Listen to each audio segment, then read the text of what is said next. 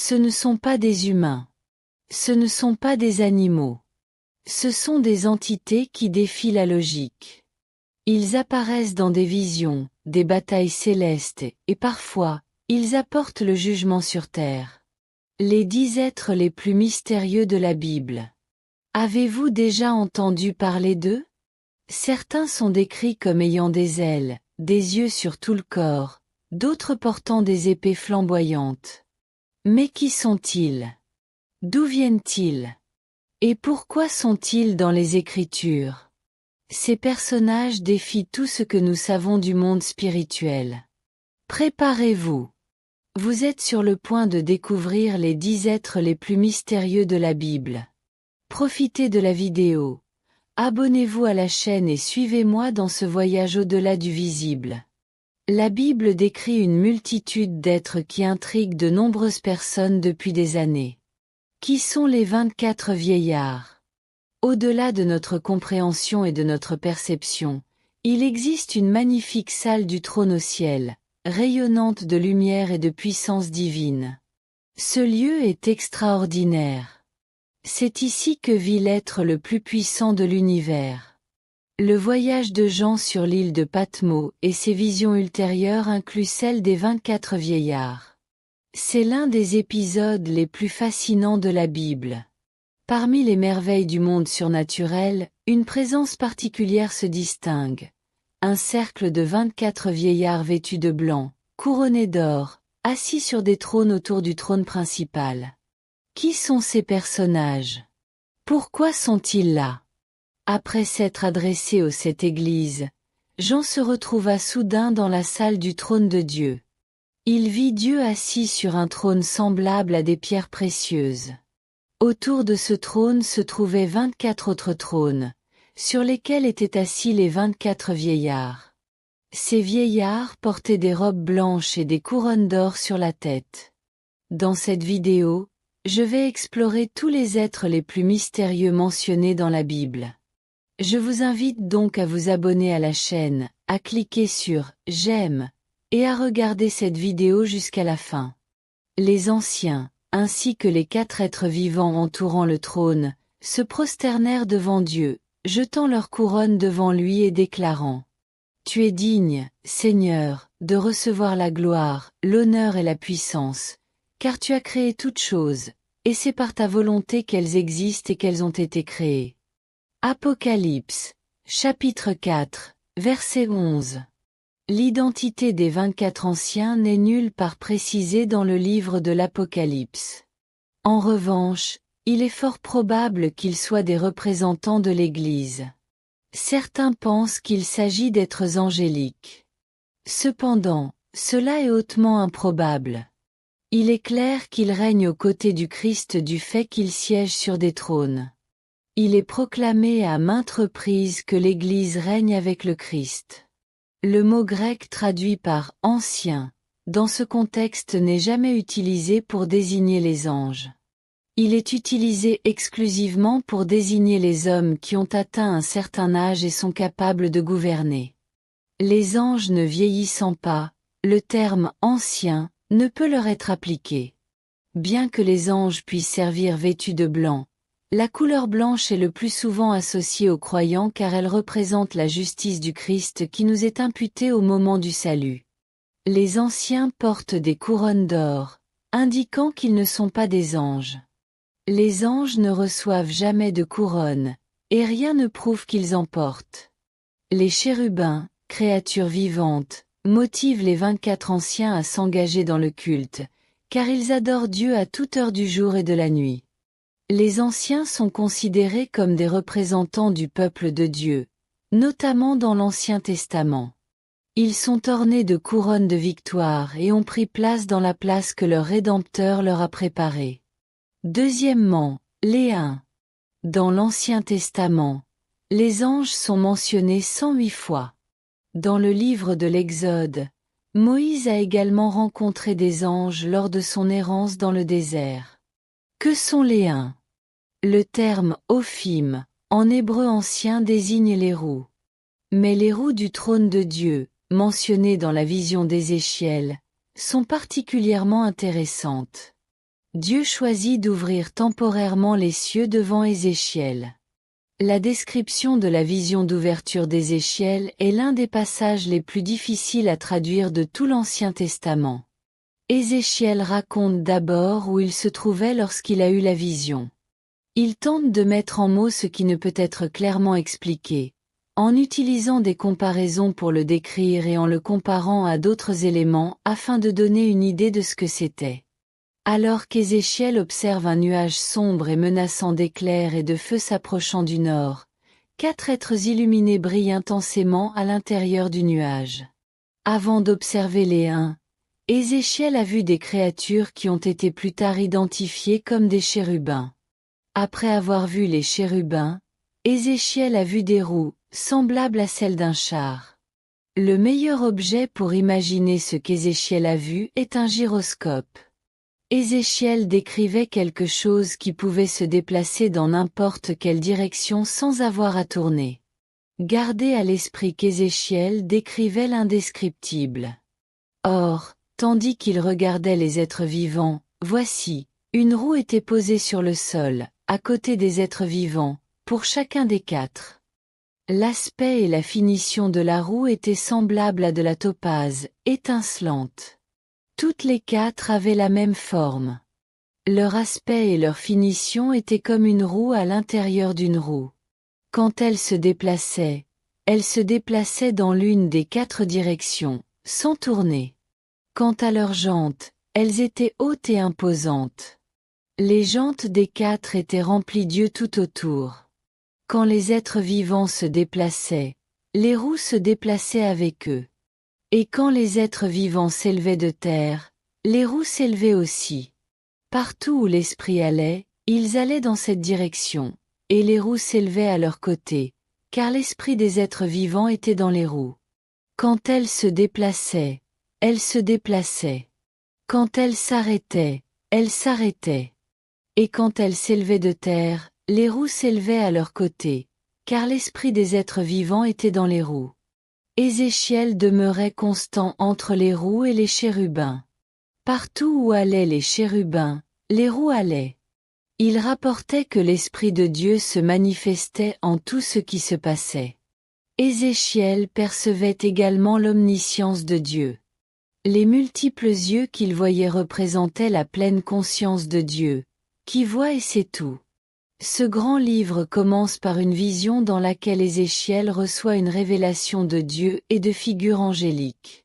Dans cette vision, Dieu appelle le prophète à être son porte-parole et son sentinelle pour les exilés hébreux. Cette vision est la première des 4 du livre, et il peut être difficile de visualiser ce qu'Ézéchiel a vu ou exprimé. Le sentiment est d'une connaissance et d'une intelligence exceptionnelle. Les ophanimes sont également mentionnés de manière similaire dans Ézéchiel chapitre 10. Ézéchiel était censé comprendre que le char, ou le char-trône, de Dieu était en mouvement. L'image peut paraître étrange au lecteur moderne, mais il faut se rappeler qu'il s'agit d'une expérience visionnaire, et que le surréalisme peut éclipser le réalisme. Imaginez un redoutable éléphant d'Afrique de 5 tonnes fonçant vers vous, la trompe tendue, les yeux dilatés et les pattes massives frappant le sol. Il n'y a rien entre vous et lui, si ce n'est de l'herbe plate, et votre cœur bat à tout rompre. Comment s'échapper? Que faire? Sachez que des animaux bien plus redoutables et puissants que les éléphants d'Afrique ont parcouru la terre. Le bérémo est décrit comme cette grande bête dans le livre de Job. Tout a commencé avec un homme riche nommé Job, résidant à Uz, avec sa grande famille et ses immenses troupeaux de bétail. Il était droit et intègre, s'efforçant toujours de mener une vie morale. Il entretenait une relation très disciplinée avec Dieu. Dieu loue les vertus de Job auprès de Satan, mais Satan affirme que Job n'est juste que parce que Dieu l'a béni. Satan défie Dieu, affirmant que s'il avait le feu vert pour infliger des souffrances, Job changerait et maudirait Dieu. Dieu permet à Satan de tester Job pour vérifier cette affirmation audacieuse, mais l'empêche de lui ôter la vie. Job reçoit 4 rapports en une seule journée, chacun indiquant que ses moutons, ses serviteurs et ses 10 enfants sont morts à cause de pillards, de brigands ou de catastrophes naturelles.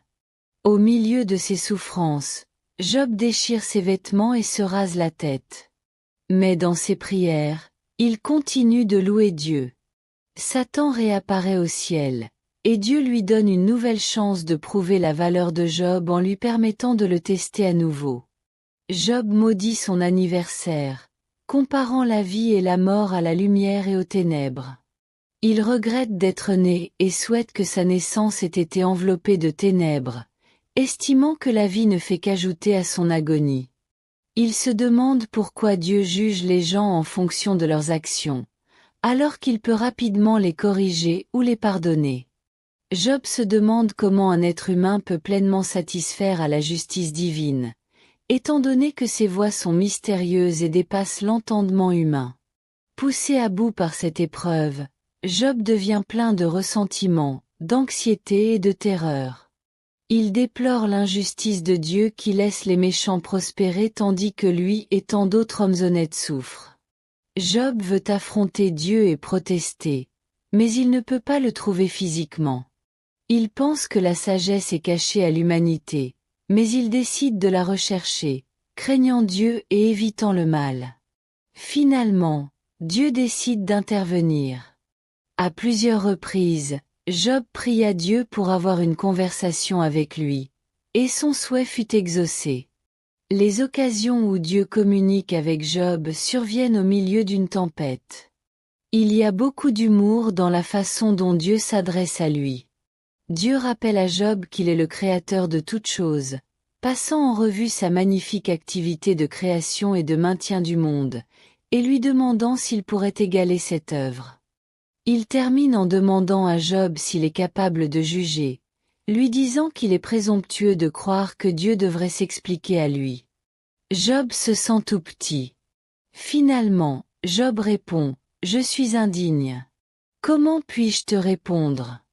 Je mets ma main sur ma bouche. J'ai parlé une fois, mais je n'ai pas de réponse.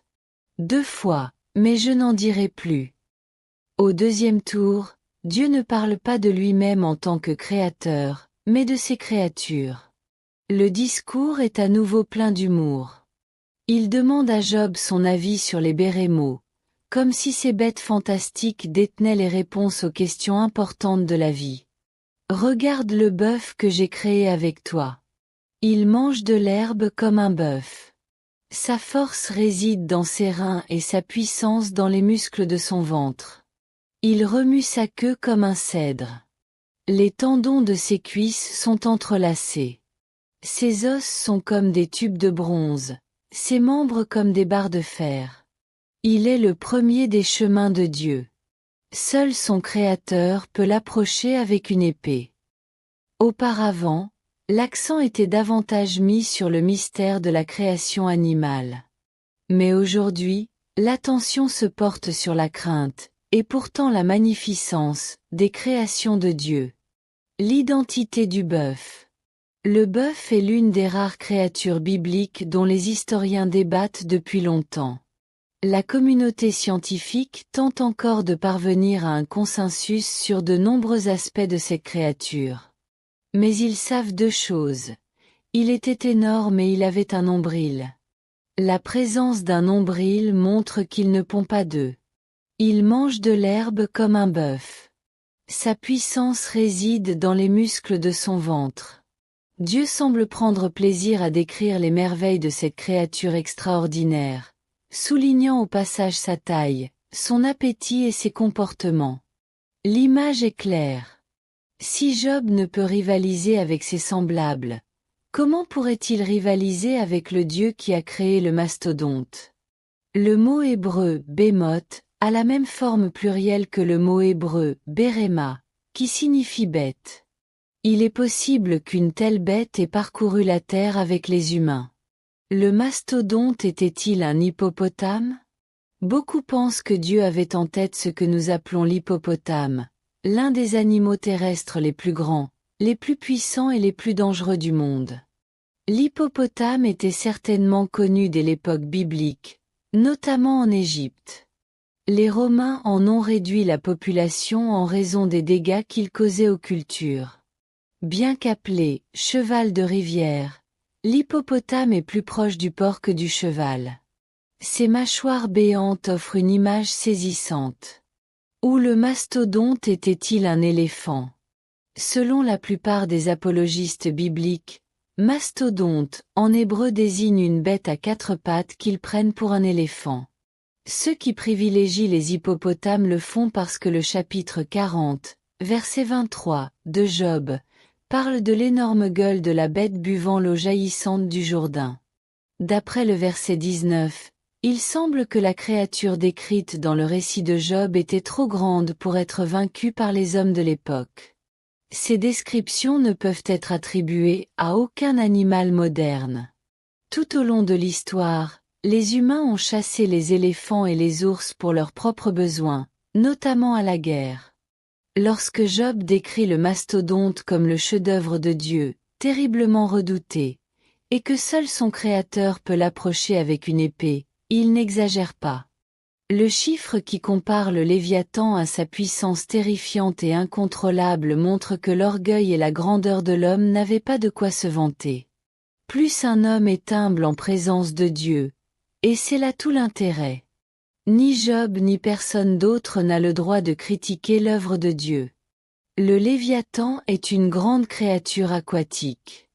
La Bible le décrit comme une bête redoutable, d'une férocité monstrueuse et d'une grande puissance. Le mot hébreu pour Léviathan signifie enroulé ou tordu. Isaïe chapitre 27, verset 1, parle du Léviathan. En ce jour-là, l'Éternel punira de son épée féroce, grande et puissante, Léviathan, le serpent agile, Léviathan le tortueux. Il tuera le dragon qui habite dans la mer. Quel que soit ce monstre marin, sa force et sa nature sauvage étaient bien connues.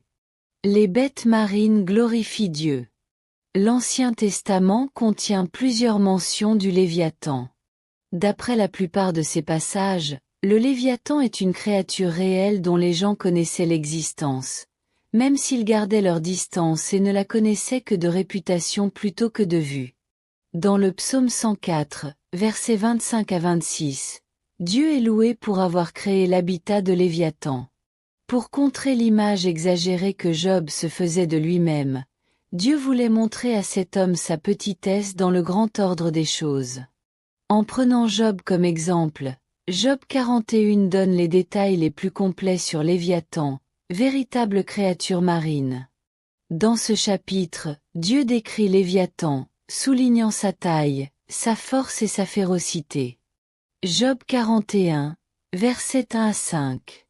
Peux-tu accrocher Léviathan avec un hameçon? Lui attacher la langue avec une corde?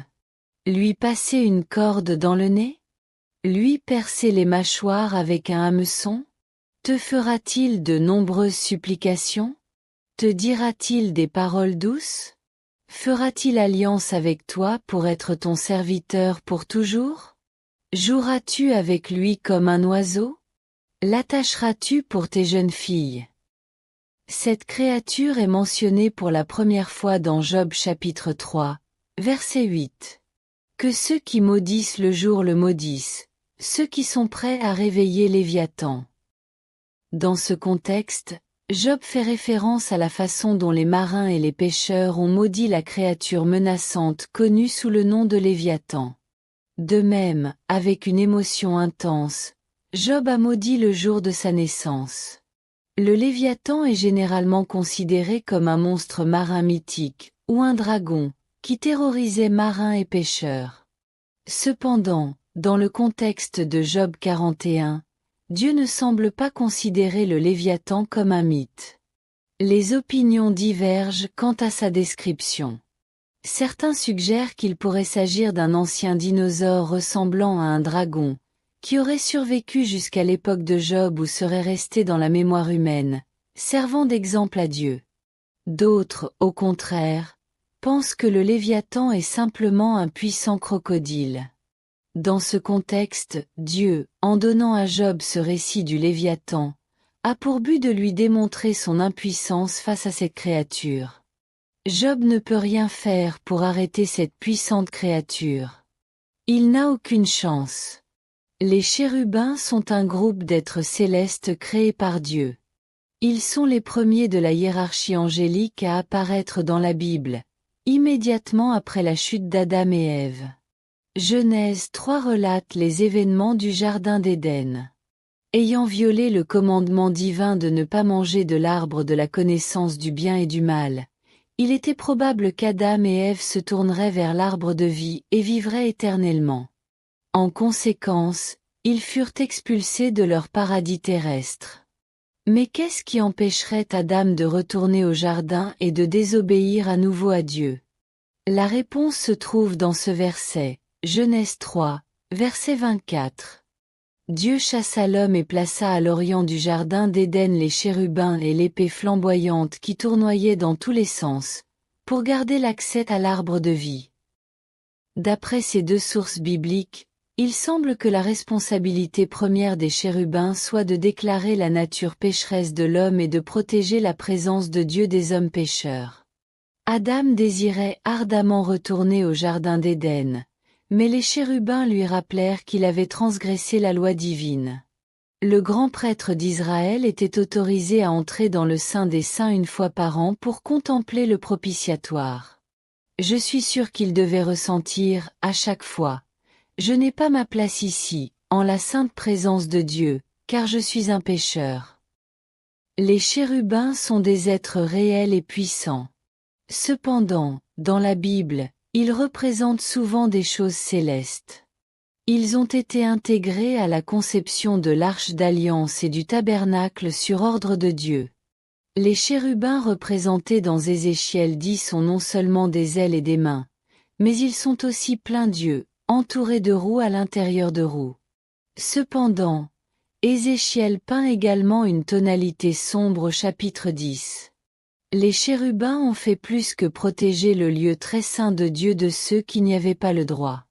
Ils ont également garanti le droit du grand prêtre d'entrer dans le lieu saint avec son sang, en tant que médiateur du peuple auprès de Dieu. Les chérubins ne refuseront pas l'accès au trône aux plus humbles chrétiens. Ils nous assurent que nous pouvons y aller avec assurance grâce à l'œuvre du Christ sur la croix. Le voile du temple a été déchiré. L'étoile du matin. Le livre d'Isaïe 14 nous présente un être connu sous le nom de Lucifer. Lucifer signifie littéralement « celui qui apporte la lumière ». En latin, ce mot est traduit par « étoile du matin ». En hébreu, Lucifer a été dépeint dans toutes les langues comme une divinité brillante, resplendissante et merveilleuse. Melchizedek. Nous abordons maintenant le seul humain de notre liste, un personnage de la Bible plus mystérieux que Melchizedek. Lorsque nous le rencontrons pour la première fois, il vit à l'époque d'Abraham. Même le nom de Melchizedek est empreint de mystère. Il fait une entrée discrète dans le canon des Écritures. Qui est-il? Pourquoi parle-t-on autant de lui? Il est mentionné dans l'Ancien et le Nouveau Testament. Notre épopée commence avec un homme nommé Abraham. Nombre d'entre nous ignorent le fonctionnement des noms en hébreu. Dans la Bible, les noms ne sont pas seulement descriptifs, ils sont aussi porteurs d'autorité. Par exemple, le nom que Dieu a donné à Adam signifiait « de la terre », décrivant de quoi Adam était fait. Un nom peut parfois se rapporter au rôle de la personne nommée dans le récit biblique, comme dans le cas de Nabal, un homme insensé dont le nom signifie « fou ». Dans la Bible, les noms peuvent représenter des espoirs humains et des révélations divines, ou illustrer des prophéties. Alors, quelle est la signification du nom Melchizedek? Le nom Melchizedek a une signification importante. Dans Hébreux 7, verset 2, il signifie « roi de justice » ou « le roi est juste ». Ce nom implique que la personne qui le porte est juste et droite dans ses actions. C'est un nom approprié pour un dirigeant qui défend la justice et la droiture dans son royaume. Melchizedek est utilisé pour expliquer les mystères de Jésus. Tout comme Melchizedek est le roi de la paix, Jésus l'est aussi. Dans la prophétie d'Isaïe concernant la venue du Messie, il dit: la deuxième information sur Melchizedek que l'on peut découvrir dans Genèse 14 est qu'il donna du pain et du vin à Abraham. Prêtre du Dieu Très-Haut, Genèse 14, verset 18, nous dit qu'il était prêtre du Dieu Très-Haut. Selon les Saintes Écritures, il n'y a qu'un seul Dieu, le Très-Haut. Ce titre appartient au Dieu qu'Abraham adorait. Lui seul régnait sur tous les dieux et était celui devant lequel tous les dieux devaient se prosterner. Le sacerdoce de Melchizedek précédait celui d'Aaron et des Lévites. Melchizedek a béni Abraham par le Dieu Très-Haut. Melchizedek a reconnu dans Genèse 14, verset 20 que le Dieu Très-Haut avait donné à Abraham la capacité de vaincre ses ennemis. L'ordre et le mystère de Melchizedek sont utilisés pour expliquer Jésus, l'homme sans commencement ni fin.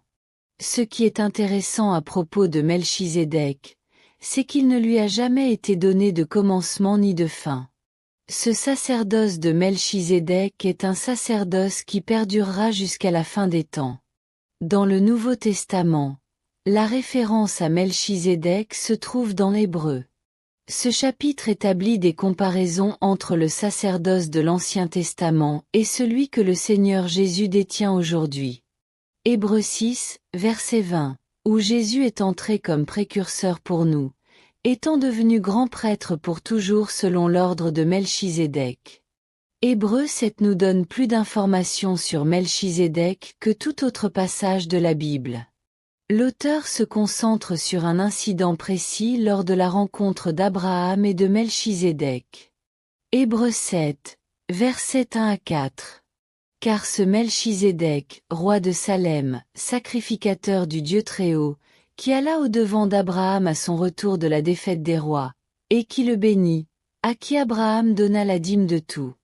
Il est d'abord, par la signification de son nom, roi de justice.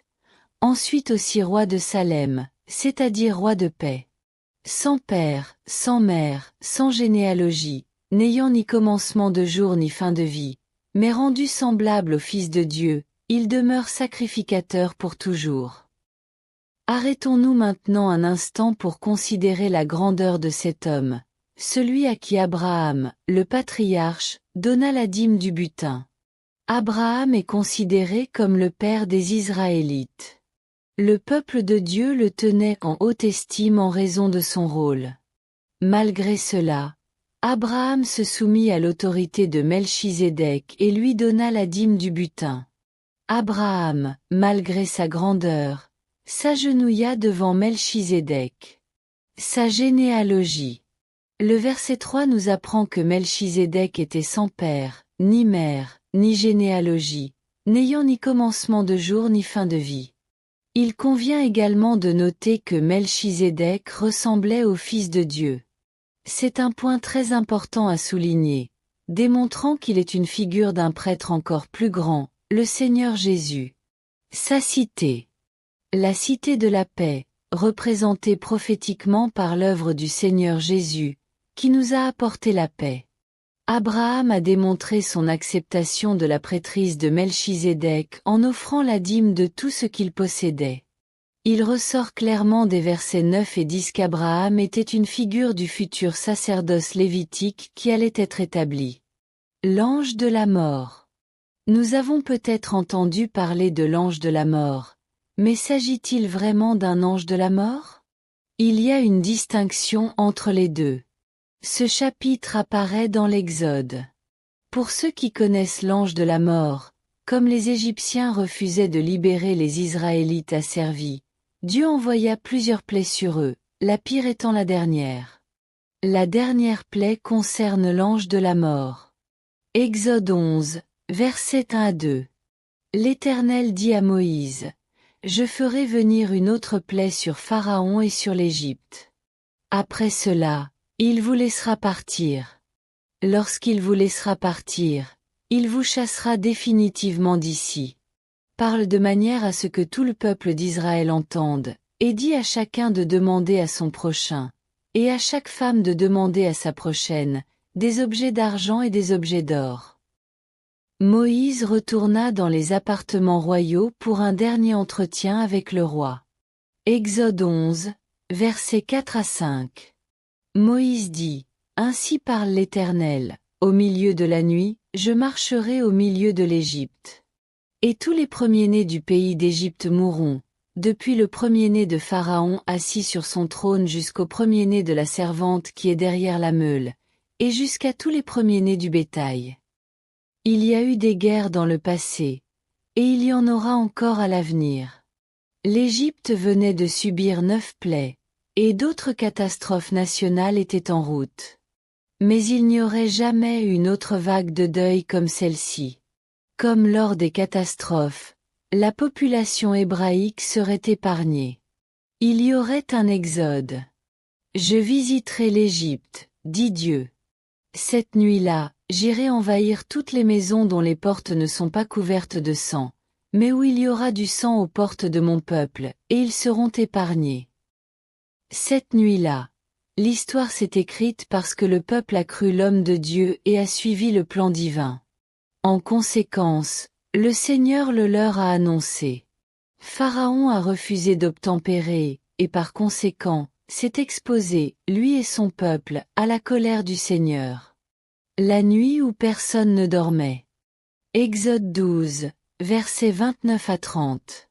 Au milieu de la nuit, l'Éternel frappa tous les premiers-nés du pays d'Égypte, depuis le premier-né de Pharaon assis sur son trône, jusqu'au premier-né du prisonnier dans sa prison, et jusqu'à tous les premiers-nés du bétail. Pharaon se leva pendant la nuit, lui, tous ses serviteurs et tous les Égyptiens. Et il y eut de grands cris en Égypte, car il n'y avait pas une maison où il n'y ait un mort. Il tient parole. L'ange destructeur n'épargna personne qui n'était préparé, pas même le roi. Les doigts visqueux de la mort tourmentaient d'une affliction horrible, mais il ne touchait aucun membre du peuple de Dieu. La parole de Dieu nous dit qu'il n'y avait pas de demeure en Égypte où quelqu'un ne soit mort. Pensée Y. Quelle nuit bouleversante. Je n'arrive pas à la saisir pleinement. Une foule nombreuse marchait dans les rues en direction de la frontière, tandis que les gémissements et les cris des Égyptiens en deuil résonnaient dans l'obscurité. L'ange de la mort est un autre nom pour l'ange destructeur. Dieu a utilisé des êtres angéliques, des sortes de messagers célestes, à plusieurs reprises pour juger les pécheurs sur terre. Cet être est appelé ange destructeur dans plusieurs traductions de la Bible. Il n'existe aucune preuve biblique claire qu'un seul ange ait été désigné comme ange destructeur ou ange de la mort. Tout ce que l'on peut dire, c'est que les références à un ange destructeur dans la Bible désignent un ou plusieurs êtres célestes venus détruire ceux qui sont sous le jugement de Dieu. Au lieu de destructeur, certaines traductions utilisent ange de la mort. Dans Hébreux 11, verset 28, cet être est appelé le destructeur des premiers-nés. Étonnamment, le texte hébreu original d'Exode 12, verset 23, ne fait aucune mention d'ange. Il indique simplement que le destructeur, celui qui cause du mal, tuera les premiers-nés d'Égypte. Le psaume 78 décrit les plaies d'Égypte et les résume comme le déchaînement d'une bande d'anges destructeurs. Le mot hébreu pour ange est utilisé ici, mais il ne désigne pas un ange en particulier. Dieu envoya également un ange destructeur, un messager céleste qui apporta la destruction pour juger les Israélites à cause du péché de David lors du dénombrement du peuple. Depuis ce matin-là jusqu'à la fin du temps fixé, le Seigneur envoya une plaie sur Israël, et 70 000 personnes moururent. Lorsque l'ange étendit la main pour détruire Jérusalem, le Seigneur se repentit du désastre et dit à l'ange qui affligeait le peuple, « Assez! Retire ta main !» L'ange du Seigneur se trouvait alors sur l'aire de battage d'Aravna le Jébusien. Lorsque David vit l'ange frapper le peuple, il dit au Seigneur, « J'ai péché. » Les séraphins. Que sont les séraphins? Les séraphins sont des êtres divins créés par Dieu pour servir et adorer. Ces créatures angéliques assises, elles sont constamment présentes devant le trône de Dieu.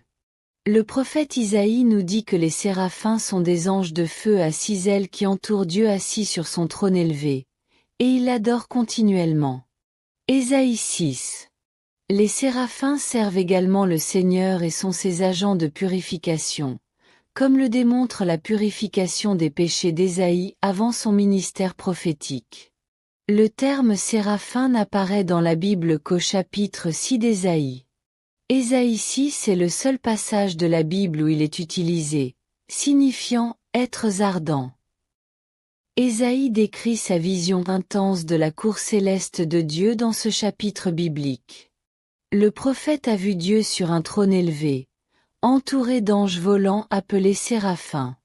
Cela implique que ces anges, présents à ses côtés, sont remplis de crainte respectueuse envers Dieu. Les séraphins semblent être humains, car Ésaïe les décrit comme ayant un visage, des mains et une voix.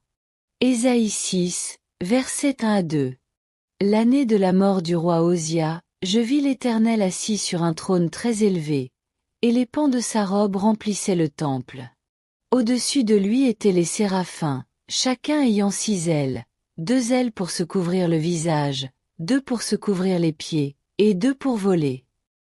Ces anges peuvent ressembler à des flammes ardentes.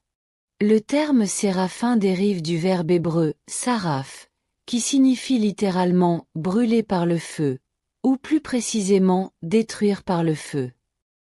Ce nom peut également faire allusion à la fonction des séraphins en tant qu'agents de purification. Dieu a créé les séraphins comme des créatures sans péché, mais il ne faut pas les confondre avec Dieu. L'importance de la proximité des séraphins avec Dieu, combinée à leur louange révélatrice, ne saurait être surestimée. Lorsque les séraphins disent « La terre entière est remplie de sa gloire », ils témoignent de première main de ce qui vient du sommet du ciel. Nous pouvons voir, grâce à la perspective surnaturelle des séraphins, que la gloire de Dieu est infinie, d'une valeur indescriptible et si puissante qu'elle ne peut être contenue dans un seul domaine. Sa gloire jaillit des cieux, se déploie dans le monde spirituel et déborde sur la terre. Cette gloire révélée nous permet d'entrevoir un Dieu saint. Être saint signifie être distingué et vénéré.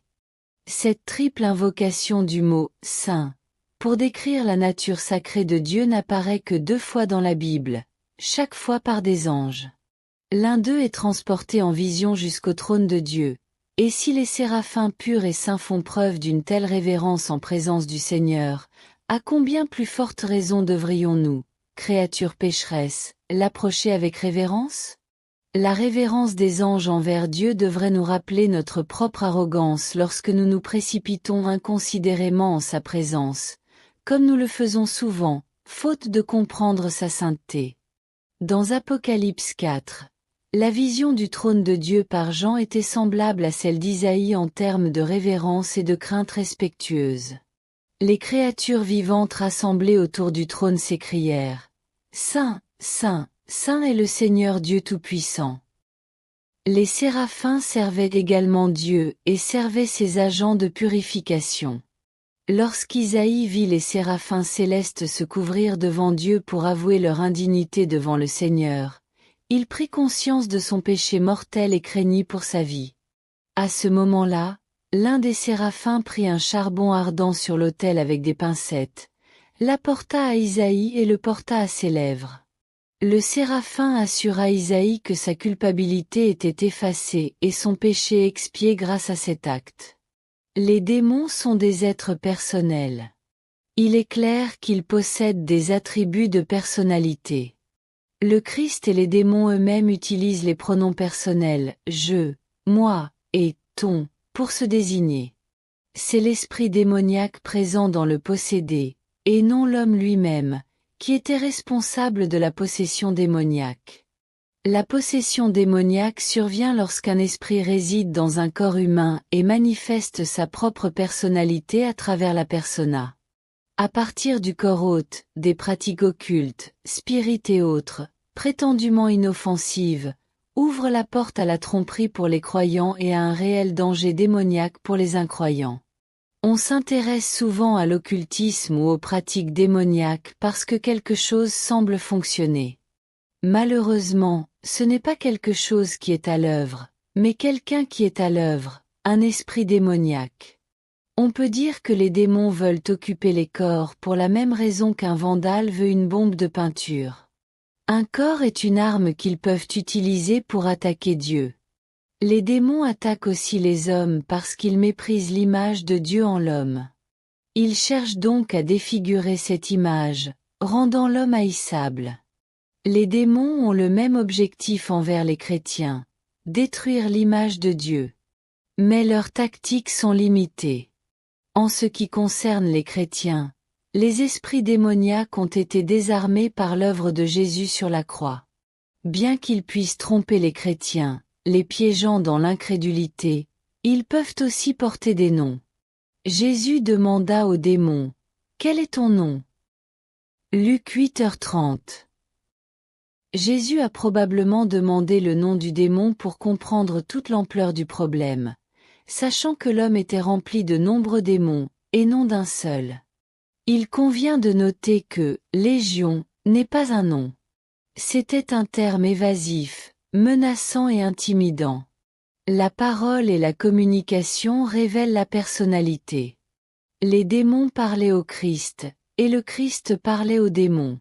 Ils le supplièrent de ne pas les envoyer dans l'abîme. Les démons qui habitaient cet homme refusaient d'être emprisonnés dans l'abîme. Ce gouffre sans fond décrit dans Apocalypse 9, verset 1, qui semble être un lieu de détention pour certains esprits démoniaques. Les démons exerçaient leur volonté et suppliaient le Christ de ne pas les jeter dans l'abîme, mais de les laisser entrer dans les pourceaux. L'autorité du Christ sur eux est essentiellement une exigence de sa volonté sur la leur. Un commandement auquel ils devaient obéir. Les démons sont intelligents. Ils connaissaient l'identité du Seigneur Jésus. L'un d'eux a reconnu Paul et le ministère qu'il dirigeait. Une esclave a également été autorisée par l'Esprit à obtenir des informations confidentielles par divination ou voyance. Acte 16, versets 16 à 17. Les démons sont des êtres spirituels. Ce sont des esprits désincarnés. Ils sont totalement dépourvus de toute forme matérielle.